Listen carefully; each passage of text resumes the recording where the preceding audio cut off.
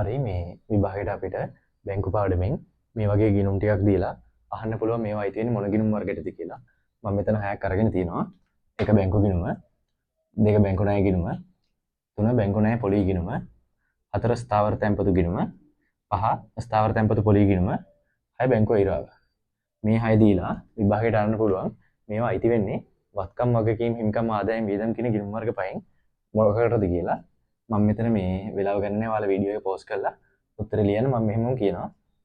බැංකු ගිණුම කියන්නේ අපේ ජංගම ගිණුම. අපේ සල්ලි තමයි බැංකුවේ තියෙන්නේ. ඒක වත්කම් ගිණුමක්.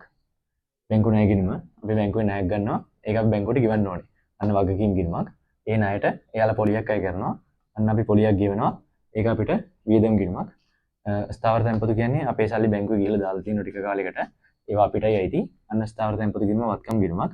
ඒ දාලා තියෙන සල්ලි වලට එයාලා පොලියක් ගෙවනවා. අන්න පොලියක් ව්‍යාපාරයට හම්බෙන හින්දා ස්ථාවර තැන්පතු පොලිය ගිණුම ආදායම් ගිණුමක්. බැංකු අයිරාව කියන්නේ අපේ බැංකු ගිණුම ඍණ ශේෂයක් තියෙනවා. తాවකාලිකව අපේ බැංකු ගිණුම අපිට වගකීමක් වෙනවා.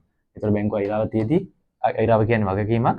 ඒක ගිණුමක් විදිහට ගත්තේ නැත්නම් බැංකු ගිණුමම බැර ශේෂයක් දාලා තමයි අයිරාව පෙන්වන්නේ. මේ අයිරාවට එයාලා ඒක අපිට දෙන සර්විස් එකක් කියන පොලියක් අය කරනවා. බැංකු අයිරා පොලිය කියලා. ඒක අපේ ලාභ හොරා ප්‍රකාශයේ මූල්‍ය විධිමකට එනවා.